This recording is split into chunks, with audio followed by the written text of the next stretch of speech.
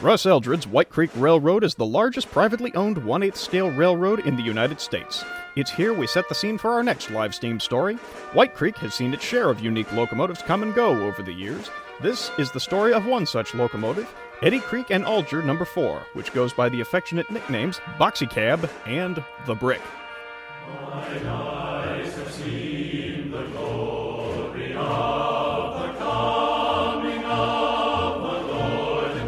He is trampling out the vintage where the grapes of wrath are stored.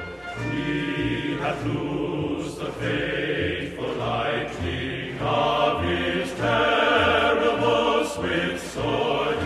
His truth is marching on.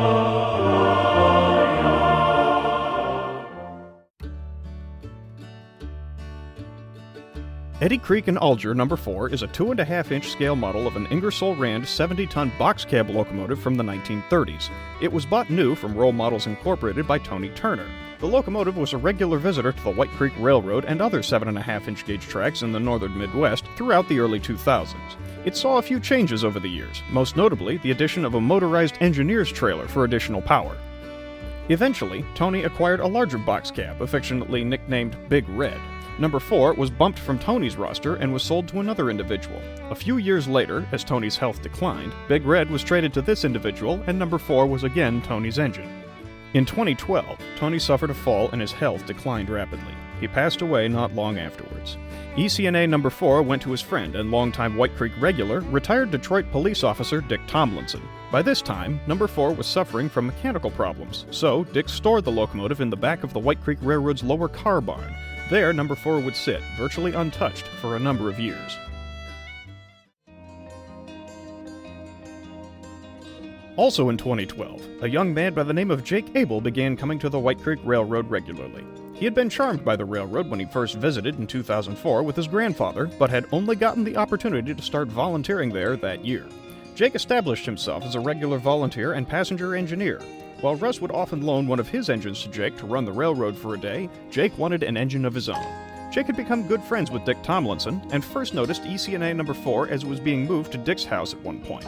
In 2015, the two began discussing the idea of Jake purchasing the box cab. That year, a purchase price was agreed to and ECNA No. 4 became Jake's engine. Initial inspections revealed that No. 4 was in need of some cleanup, wiring work, and a new set of batteries. Jake initially set the locomotive up for repair in the main White Creek engine house, and he, along with his father, began to repair the locomotive. In July of 2016, Jake met a group of online friends in person during a road trip and told them, "I gotta get you guys to White Creek." Plans were made for a trip in July of 2017. Jake was confident he would have ECNA 4 running in time.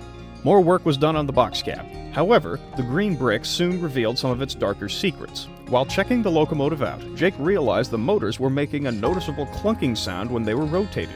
Further investigation revealed that many of the magnets had come loose from the motor casing and were now stuck to the armatures. The motors were beyond repair and would need replacing.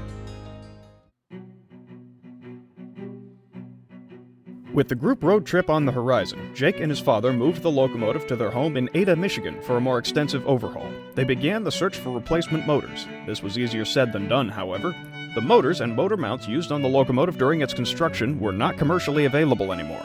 They were able to locate 2, and only 2, motors that would fit the mounts. When they checked the drawings of the motors, however, it became clear that the new motors wouldn't fit in the frame. The new motors were about 1.5 inches longer than the originals. With no practical options for different motors, Jake and his dad considered alternatives. Ultimately, they came to the conclusion that they'd have to lengthen the frame of the locomotive 3 inches to fit the motors. The only way to do that? Design and fabricate a new frame. While this guaranteed the box cab would not be ready in time for the group trip to White Creek, other members of the group did indeed show up with their own 7.5-inch gauge contraption. This cobbled mess was the now infamous Larry, the Maryland Blue Crab. The major teardown on No. 4 began in June of 2017. Jake and his dad took the locomotive's frame all the way down. Once it was disassembled, plans were made to have the new steel pieces fabricated. 2018 saw many new pieces of steel come in from a laser cutting facility. While progress was slow, all the necessary parts had been acquired by 2019. These parts not only included the material for the new frame, but many electrical components for an all-new electrical system. Throughout 2019 and 2020, Jake and his dad worked painstakingly on the locomotive. Not only did they assemble the new frame, but they spent a great deal of time ensuring the new wiring on the locomotive was very well organized. Many custom wire brackets and other components were 3D printed for the locomotive. During this time, the locomotive's shell was sent to the workshop of Ryer Appledorn. Ryer is an artist and a friend of Jake's. Jake requested that ECNA No. 4 receive a pinstripe Brunswick green paint, reminiscent of the Pennsylvania and Long Island Railroad DD1 electrics. Because of the locomotive's history and how many people knew Tony Turner, Jake elected to retain the locomotive's road name and number. The same group of guys who visited White Creek in 2017 and 2018 were planning a return in 2020, and Jake knew he had a real shot at finally having the box cab ready. He and his dad made a big push to get her done, only to be stopped dead in their tracks. With only a few critical components left to produce, the 3D printer broke. The group paid their 2020 visit to White Creek and came to Ada to see the nearly ready box cab frame. The visitors all had the sense that the locomotive was eager to go. It was another month before the 3D printer was back in service. A few printed and installed parts later, No. 4 was ready for her first shakedown run. On September 12, 2020, the locomotive and engineer's truck were loaded into the bed of the Abels pickup truck and taken to the White Creek Railroad for the first time since 2016. The locomotive was united with the engineer's truck and the batteries were slipped into the battery boxes. A few quick checks and down the track she went, Jake at the throttle and his father riding behind. The locomotive was not without teething troubles, but important information was gathered that day. The locomotive returned to Ada that evening, and a few minor electrical problems were corrected. The following weekend, on September 26, 2020, the box cab returned to White Creek for another test run. This time, she performed almost flawlessly. Jake did several test runs over the following weeks, and found the locomotive was a solid performer, despite having only 2 of her 3 powered trucks motorized. Almost immediately, the locomotive was pressed into service doing track work and other odd jobs around the White Creek Railroad.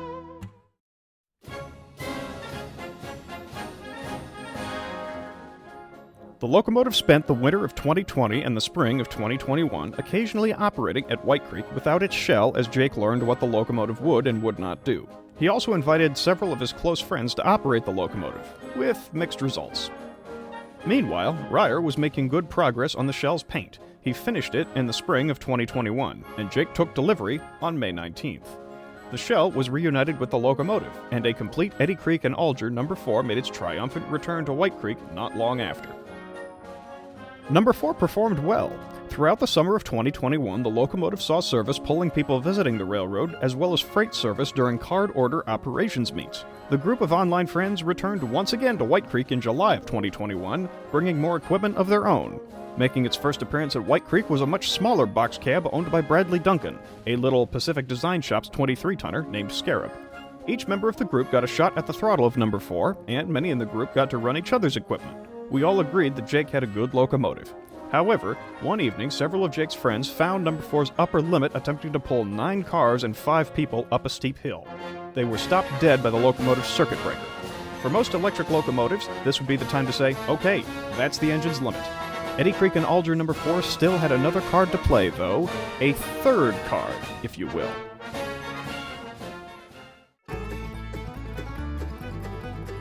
For the first several months of No. 4's return to service, the engine was using 2 motors under the locomotive itself and was pulling a gearbox with the original, but de-energized, motor attached under the engineer's truck. However, after an exhaustive search, Jake found and purchased a replacement motor that would fit the locomotive's third motor mount.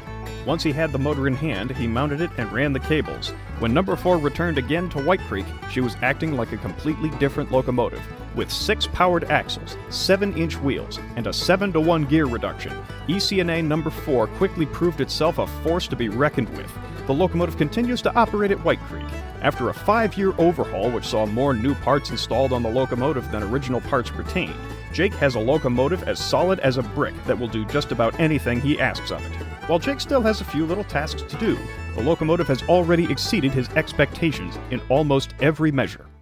Hallelujah.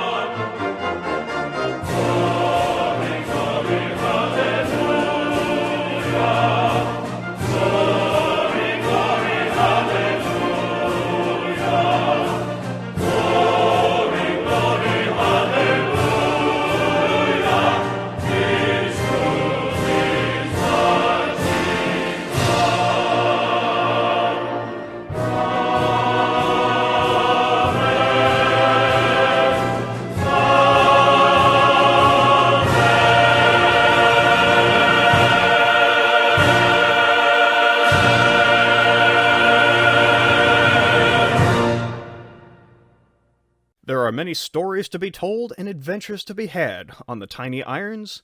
What's your live steam story?